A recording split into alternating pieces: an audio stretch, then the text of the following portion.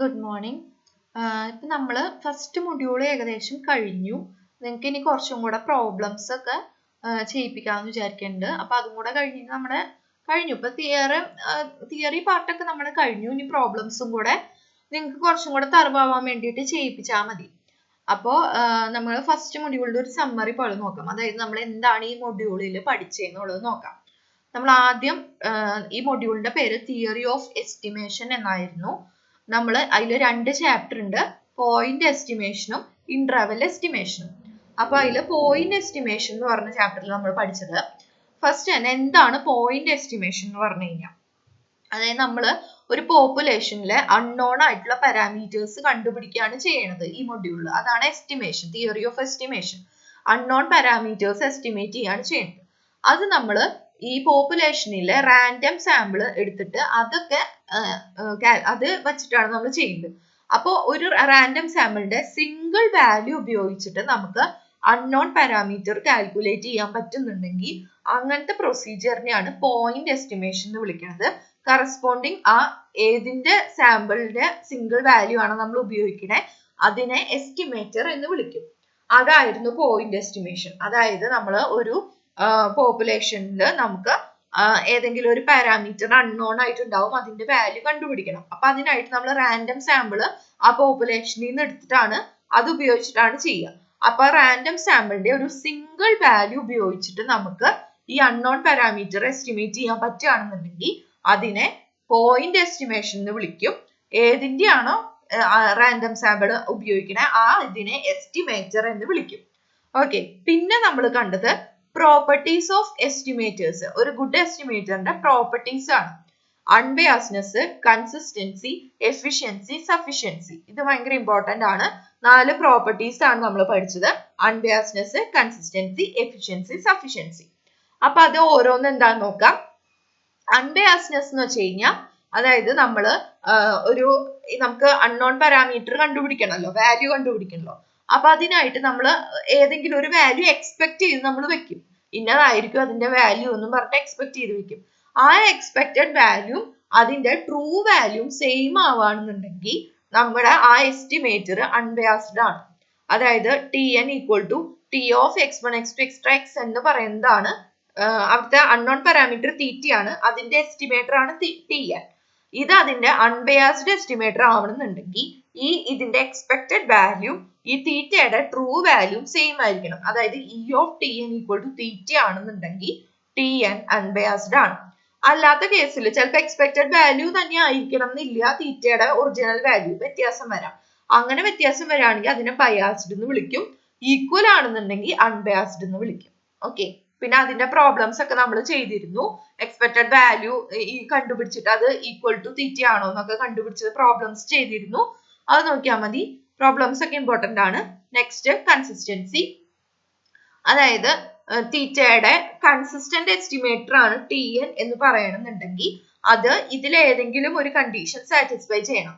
Limit n tends to infinity P of mod TN minus theta less than or equal to epsilon equal to 1 or limit n tends to infinity probability of mod TN minus theta greater than or equal to epsilon equal to 0. ഈ ഏതെങ്കിലും equation satisfy ചെയ്യുകയാണെന്നുണ്ടെങ്കിൽ consistent ആണെന്ന് പറയും. പക്ഷെ നമ്മൾ problem ചെയ്യുമ്പോൾ ഇതല്ല use ചെയ്യുന്നത്. അതിനായിട്ട് ഒരു നെസസറി ആൻഡ് സഫിഷ്യന്റ് തിയറം ഉണ്ട്. അതായത് TN എന്ന് പറഞ്ഞ ഒരു എസ്റ്റിമേറ്റർ സച്ച് ദാറ്റ് അതിന്റെ എക്സ്പെക്റ്റഡ് വാല്യൂ ടെൻസ് ടു തീറ്റ, അതായത് അത് അൺബയാസ്ഡ് ആണ്, ആൻഡ് അതിന്റെ വേരിയൻസ് ടെൻസ് ടു 0 ആണ് as n tends to infinity. അങ്ങനെയാണെന്നുണ്ടെങ്കിൽ ഇത് കൺസിസ്റ്റന്റ് ആണ്. നമ്മൾ പ്രോബ്ലം ചെയ്യുമ്പോൾ ഇതാണ് ഉപയോഗിക്കുക. അൺബയാസ്ഡ് ആണോ നോക്കും, അതിന്റെ variance as n tends to infinity 0ലേക്കാണോ ടെൻഡ് ചെയ്യണേന്ന് നോക്കും. അങ്ങനെയാണെന്നുണ്ടെങ്കിൽ കൺസിസ്റ്റന്റ് ആണെന്ന് പറയും. ശരിക്കും ഡെഫിനിഷൻ ഇതാണ്, പക്ഷെ നമ്മൾ ഇത് നെസസറി ആൻഡ് സഫിഷ്യന്റ് തിയർ ആയതുകൊണ്ട് ഇതാണ് പ്രോബ്ലം ചെയ്യുമ്പോൾ യൂസ് ചെയ്യുക. നമ്മൾ അൺബയാസ്ഡ് ആണോ എന്ന് ചെക്ക് ചെയ്തിട്ട് വേരിയൻസ് 0ലേക്കാണോ പോണേന്ന് ചെക്ക് ചെയ്യും. അങ്ങനെ ഇതിൽ ഏതെങ്കിലും കണ്ടീഷൻ വയലേറ്റ് ചെയ്യുകയാണെങ്കിൽ, അതായത് അൺബയാസ്ഡ് ആണ് പക്ഷെ വേരിയൻസ് 0ലേക്ക് അല്ല പോണേ, ഇനിയിപ്പോ വേരിയൻസ് 0ലേക്കാണ് പോണത് പക്ഷെ അൺബയാസ്ഡ് അല്ല എന്നുണ്ടെങ്കിൽ കൺസിസ്റ്റന്റ് അല്ല, രണ്ടും സാറ്റിസ്ഫൈ ചെയ്യണം. ഓക്കെ, നെക്സ്റ്റ് ആണ് എഫിഷ്യൻസി. അതായത് T1 T2 രണ്ട് അൺബയാസ്ഡ് എസ്റ്റിമേറ്റേഴ്സ് ആണെന്നുണ്ടെങ്കിൽ അൺബയാസ്ഡ് ആണ്, അതായത് എക്സ്പെക്റ്റഡ് വാല്യൂ ഈക്വൽ ടു തീറ്റയാണ്. Variance of T1 less than variance of T2 ആണെന്നുണ്ടെങ്കിൽ T1 more efficient than T2. അതായത് വേരിയൻസ് കുറയും തോറും എഫിഷ്യൻസി കൂടും. ഏതിന്റെ വേരിയൻസ് ആണോ കുറഞ്ഞിരിക്കണേ അതാണ് കൂടുതൽ എഫിഷ്യന്റ്. ഇനി റിലേറ്റീവ് എഫിഷ്യൻസി എന്ന് പറഞ്ഞു കഴിഞ്ഞാൽ V of T1 divided by V of T2. അതാണ് relative efficiency of T2 with respect to T1. Variance കുറയും തോറും എഫിഷ്യൻസി കൂടും, അത് ഓർത്താൽ മതി. നെക്സ്റ്റ് ആണ് സഫിഷ്യൻസി. സഫിഷ്യൻസി എന്ന് പറഞ്ഞു കഴിഞ്ഞാൽ if an estimator provides all information contained in a sample in respect of estimating. അതായത് ഒരു എസ്റ്റിമേറ്ററിന് ആ പാരാമീറ്ററിനെ കുറിച്ചിട്ടുള്ള എല്ലാ ഇൻഫോർമേഷൻസും തരാൻ പറ്റുന്നുണ്ടെങ്കിൽ അത് സഫിഷ്യന്റ് ആണെന്ന് പറയും. അപ്പൊ ഈ 4 എണ്ണമായിരുന്നു ഭയങ്കര ഇമ്പോർട്ടന്റ് ആണ്. ഇതിപ്പോ ഞാൻ ഷോർട്ട് ആക്കിയിട്ടാണ് എഴുതിയേക്കുന്നത്, എന്താണ് സംഭവം എന്ന് മാത്രം. അൺബയാസ്ഡ് എന്ന് പറഞ്ഞു കഴിഞ്ഞാൽ എക്സ്പെക്ടഡ് വാല്യൂം ട്രൂ വാല്യൂം സെയിം ആയിരിക്കണം.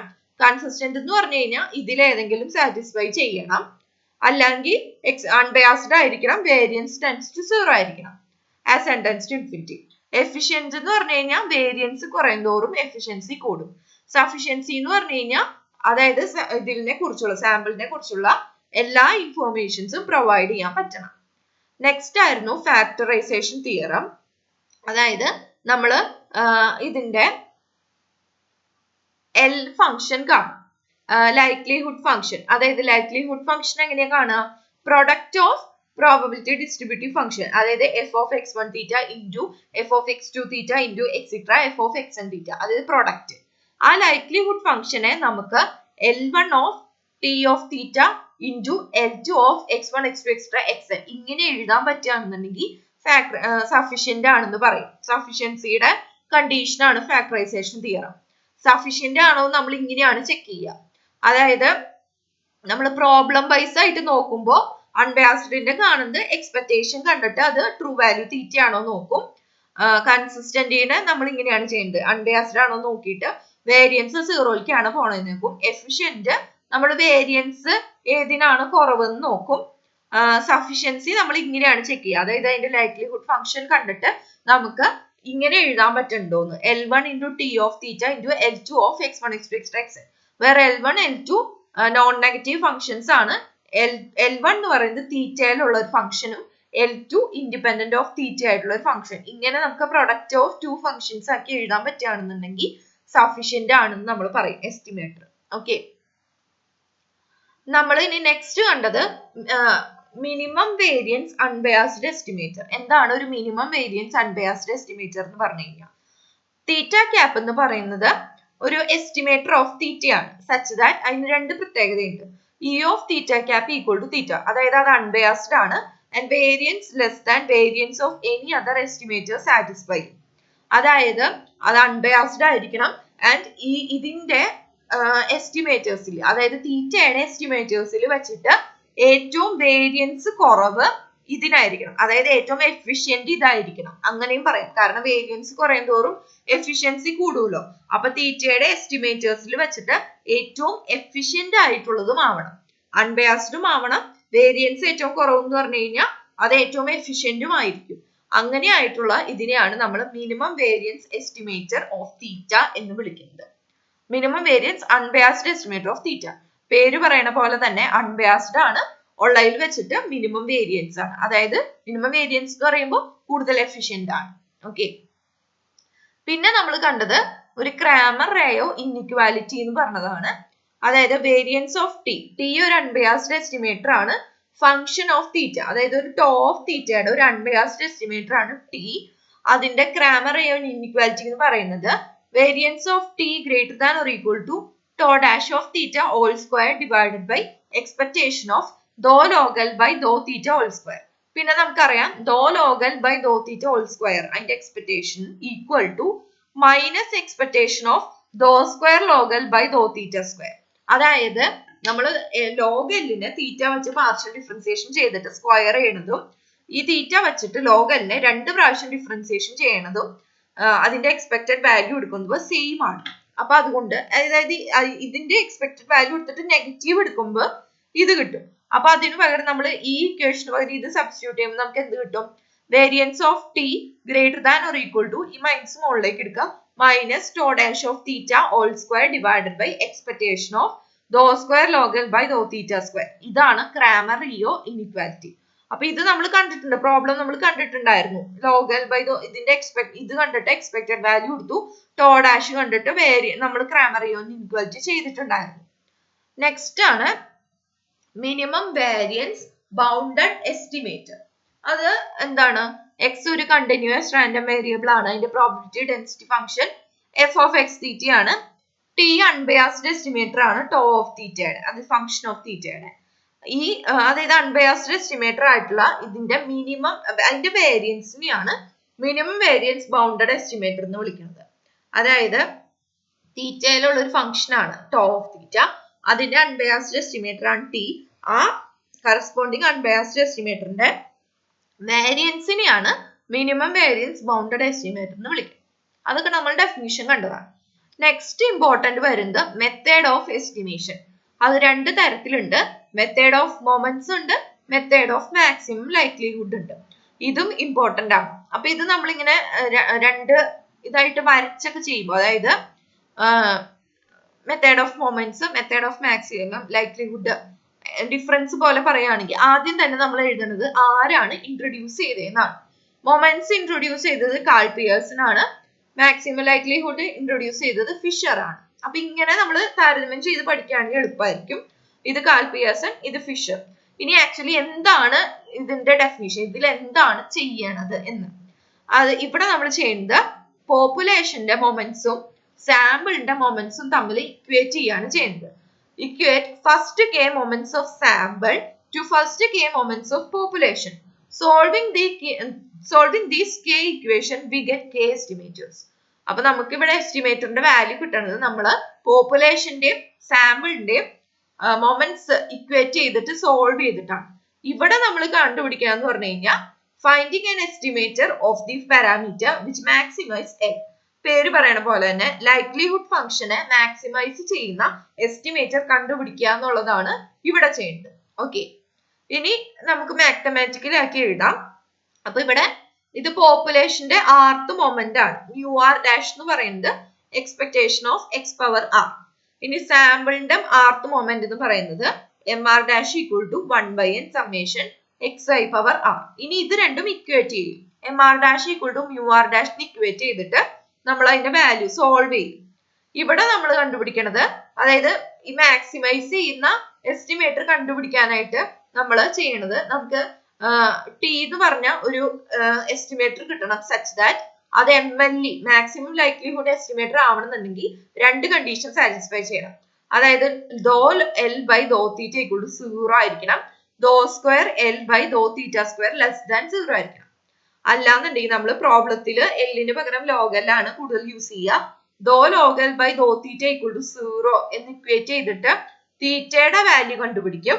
And del square log L by though theta square less than 0 ആണെന്നുണ്ടെങ്കിൽ നമുക്ക് ഈ തീറ്റയുടെ വാല്യൂ എത്രയാണോ കിട്ടിയത് അതായിരിക്കും നമ്മുടെ MLE എന്ന് പറയുന്നത്. ഓക്കെ, പിന്നെ നമ്മൾ ഇതിന്റെ പ്രോപ്പർട്ടീസും കൂടെ കണ്ടു. പ്രോപ്പർട്ടീസ് എന്ന് പറയുന്നത് ഇത് അസിംപ്റ്റോട്ടിക്കലി അൺബയാസ്ഡ് ആണ്, നോർമൽ ആണ്, കൺസിസ്റ്റന്റ് ആണ്. ഇവിടുത്തെ പ്രോപ്പർട്ടീസ് ഇത് കൺസിസ്റ്റന്റ് ആണ്, സഫിഷ്യന്റ് ആണ്, എഫിഷ്യന്റും ആണ്, നോർമൽ ആണ്, പക്ഷെ അൺബയാസ്ഡ് ആവണമെന്ന് നിർബന്ധമില്ല. പിന്നെ വേറൊരു പ്രോപ്പർട്ടി എന്ന് പറഞ്ഞു കഴിഞ്ഞാൽ ടി തീറ്റയുടെ MLE ആണെങ്കിൽ ജി ഓഫ് തീറ്റയുടെ MLE ആയിരിക്കും. ഓക്കെ, അപ്പൊ ഇങ്ങനെയാണ്. ഇങ്ങനെ പഠിച്ചു കഴിഞ്ഞാൽ നല്ല എളുപ്പമാണ്. ഈ രണ്ട് മാക്സിമം ലൈക്ലിഹുഡ് ആണെങ്കിലും മെത്തേഡ് ഓഫ് മൊമെന്റ്സ് ആണെങ്കിലും പഠിക്കാൻ നല്ല എളുപ്പമാണ്. ആദ്യം ഫസ്റ്റ് ആരെ ഇൻട്രൊഡ്യൂസ് ചെയ്തതെന്ന് പഠിക്കുക. ഇത് കാൾ പിയേഴ്സൺ ആണെങ്കിൽ മറ്റേത് ഫിഷർ ആണ്. പിന്നെ എന്താണ് ഇതിൽ ചെയ്യണത്, ഇതിൽ എന്താണ് ചെയ്യണത്, പോപ്പുലേഷന്റെ മൊമെന്റ്സും സാമ്പിളിന്റെ മൊമെന്റ്സും ഇക്വേറ്റ് ചെയ്തിട്ട് സോൾവ് ചെയ്യും.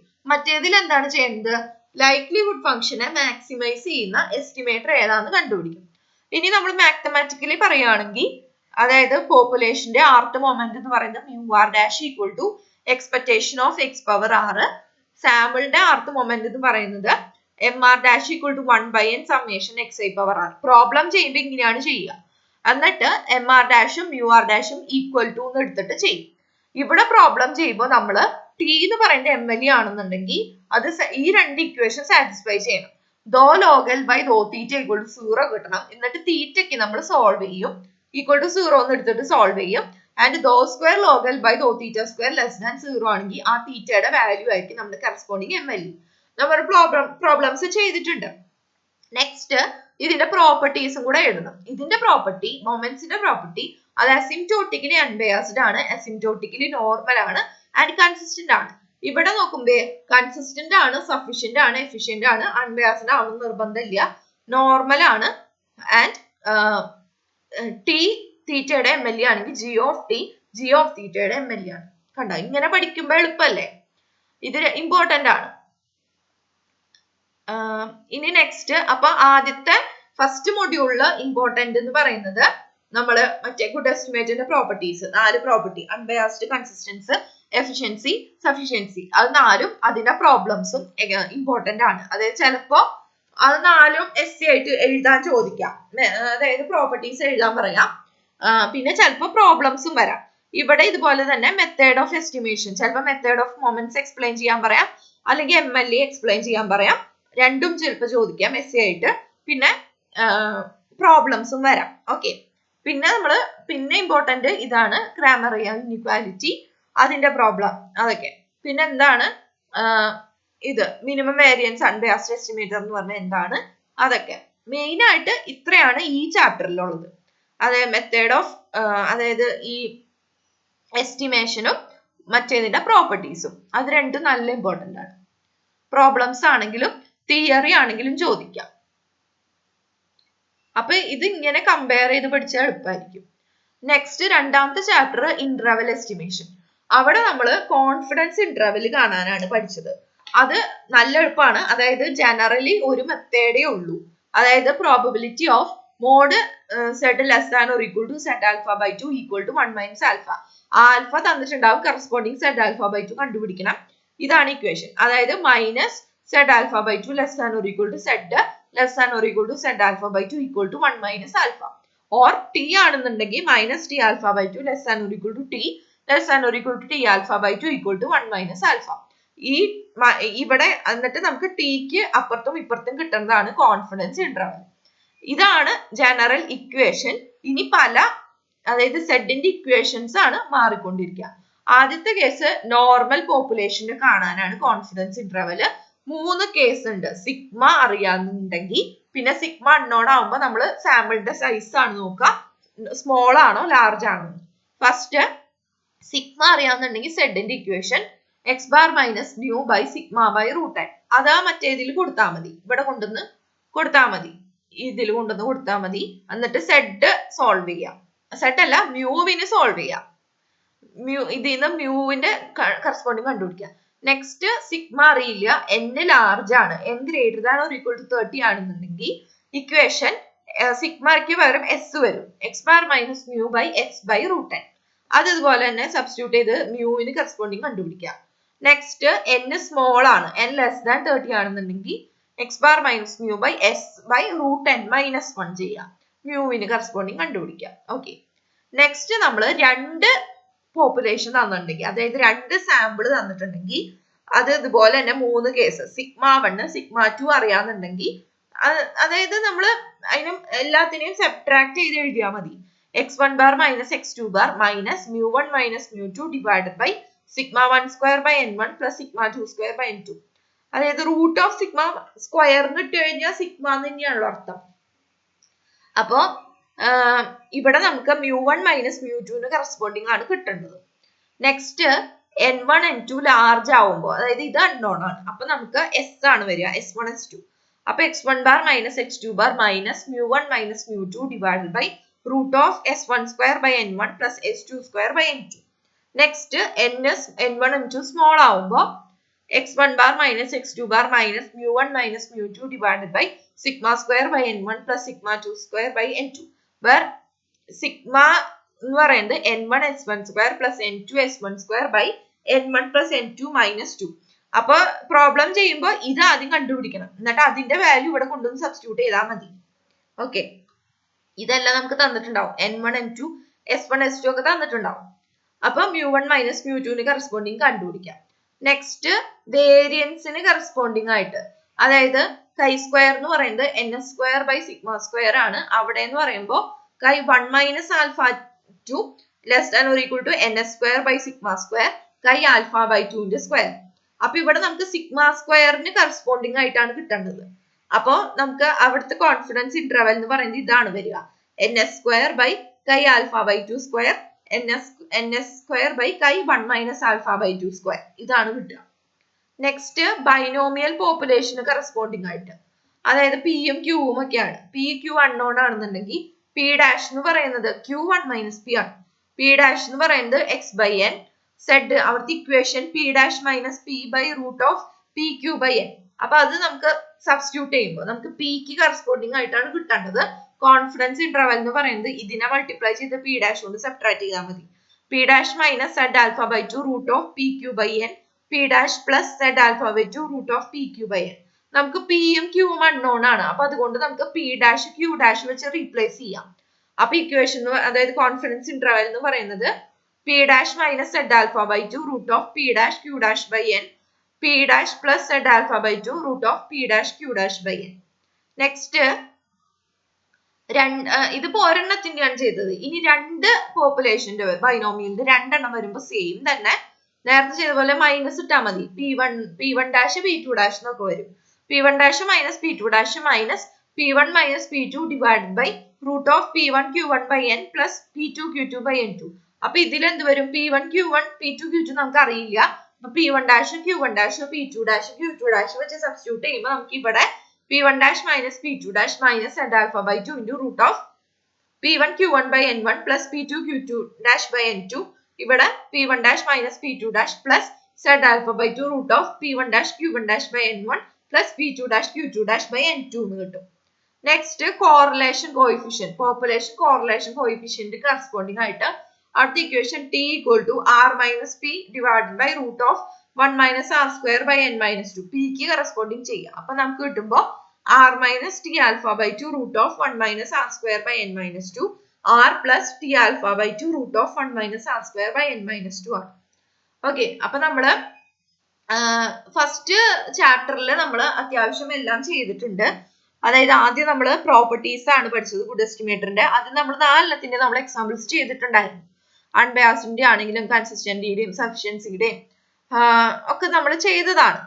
എഫിഷ്യൻസിയുടെ ഒക്കെ പ്രോബ്ലംസ് ചെയ്തു. പിന്നെ അതുപോലെ തന്നെ മൊമെന്റ്സിന്റെയും MLEയുടെയും പ്രോബ്ലംസ് നമ്മൾ ചെയ്തു. അപ്പൊ ഫസ്റ്റ് ചാപ്റ്ററിൽ നമ്മൾ ഏകദേശം ചെയ്തിട്ടുണ്ട്. സെക്കൻഡില് എല്ലാം കോൺഫിഡൻസ് ഇന്റർവെൽ കാണാനാണ്. അപ്പൊ 2-3 എക്സാമ്പിൾസ് ചെയ്തിരുന്നു. കുറച്ചും കൂടെ എക്സാമ്പിൾസ് നമുക്ക് ഇത് കാണാൻ കോൺഫിഡൻസ് ഇന്റർവെൽ കാണാനായിട്ട് നോക്കാം. അതായത് നമ്മൾ ചെയ്തത് ഈ ഡിഫറൻസിന്റെ പ്രോബ്ലംസ് നമ്മൾ ഒരെണ്ണേ കണ്ടുള്ളൂ, ബാക്കി നമ്മൾ കണ്ടിട്ടില്ല. അപ്പൊ അങ്ങനത്തെ ഡിഫറൻസിന്റെ ഒക്കെ പ്രോബ്ലംസ് കുറച്ചും കൂടെ നമുക്ക് നോക്കാം. അപ്പൊ അത് കഴിഞ്ഞ് കഴിഞ്ഞാൽ ഈ മൊഡ്യൂൾ തീരും. പിന്നെ ഇതിനൊരു എക്സാം എടുക്കണം. അപ്പൊ അതെന്നാ വേണ്ടതെന്ന് നമുക്ക് പിന്നെ പറയാം. ഓക്കെ, അപ്പൊ ഇങ്ങനെ ഒരു അതായത് എന്താണ് ഈ മൊഡ്യൂളില് എന്ന് പഠിച്ചത് എന്നുള്ളതിനാണ് ഈ വീഡിയോ നമ്മൾ ചെയ്തത്. അപ്പൊ പെട്ടെന്ന് ഇത് നോക്കുമ്പോൾ നമുക്ക് പെട്ടെന്ന് മനസ്സിലാവും. അതായത് ഇന്ന കാര്യങ്ങളൊക്കെയാണ് ഈ മൊഡ്യൂളിൽ പഠിച്ചത്. അതായത് നമ്മൾ എക്സാമിന് തൊട്ട് മുമ്പൊക്കെ പെട്ടെന്ന് എടുത്ത് ഈ വീഡിയോ നോക്കുകയാണെങ്കിൽ ഇന്ന കാര്യങ്ങളൊക്കെ ആയിരുന്നു ഫസ്റ്റ് മൊഡ്യൂളിൽ ഉണ്ടായിരുന്നത് എന്നൊക്കെ നമുക്ക് മനസ്സിലാവും. എളുപ്പത്തിന് വേണ്ടിയിട്ടാണ് ഇങ്ങനെ ചെയ്തത്, നിങ്ങൾക്ക് ഓർമ്മയൊക്കെ വരാൻ വേണ്ടിയിട്ട്. പിന്നെ ഇത് മാത്രം പഠിച്ചാൽ പോരാ. ഇതിപ്പോ ഞാൻ ഷോർട്ട് ആക്കിയാണ് ചെയ്തത്. ഓരോന്നും മുമ്പ് തന്ന നോട്ട് തന്ന നോക്കി പഠിക്കണം. ഓക്കെ, ഇത്രയാണ് ഇമ്പോർട്ടന്റ് ഈ മൊഡ്യൂളില്. ഈ 2 ചാപ്റ്ററിലായിട്ട് ഇത്രയൊക്കെയാണ് ഉള്ളത്. ഓക്കെ, അപ്പോൾ അത് പഠിക്കുക. നമുക്ക് കുറച്ചും കൂടെ പ്രോബ്ലംസും കാര്യങ്ങളൊക്കെ ചെയ്ത് നിങ്ങളെ കൊണ്ട് ഞാൻ അസൈൻമെന്റ് ആയിട്ടൊക്കെ തന്നു. അസൈൻമെന്റ് വെക്കാൻ പറഞ്ഞ കറക്റ്റ് സമയത്തിന് വെക്കണം, എന്നാലേ ഉപകാരമുള്ളൂ. അല്ലാണ്ട് വെറുതെ തന്നിട്ട് കാര്യമില്ല. നിങ്ങൾക്ക് പ്രോബ്ലം നിങ്ങൾക്ക് ചെയ്യാൻ കിട്ടണം. അല്ലാണ്ട് ഞാനെല്ലാം ചെയ്തു തന്നിട്ട് അത് അതുപോലെ തന്നെ നോട്ടിലേക്ക് പകർത്തി വെച്ച് തന്നുകൊണ്ട് നിങ്ങൾക്ക് ഒരു ഉപകാരമില്ല, എക്സാമിന് കിട്ടാനും പോകില്ല. അപ്പൊ അതുകൊണ്ട് കുറച്ച് എക്സാമ്പിൾസ് ഞാൻ പറഞ്ഞു തന്നിട്ട് നിങ്ങൾ അത് ചെയ്യുക. അപ്പൊ നമ്മൾക്ക് ഈ ചാപ്റ്റർ ഈ മൊഡ്യൂൾ തീരും. പിന്നെ എക്സാം ഒക്കെ എടുത്തു കഴിഞ്ഞ് കഴിഞ്ഞാൽ പിന്നെ നമുക്ക് അടുത്ത മൊഡ്യൂളിലേക്ക് കടക്കാൻ പറ്റും. ഓക്കെ, അപ്പോൾ ഇത്രയേ ഉള്ളൂ. ബാക്കി അടുത്ത ക്ലാസ്സിൽ നോക്കാം. Thank you.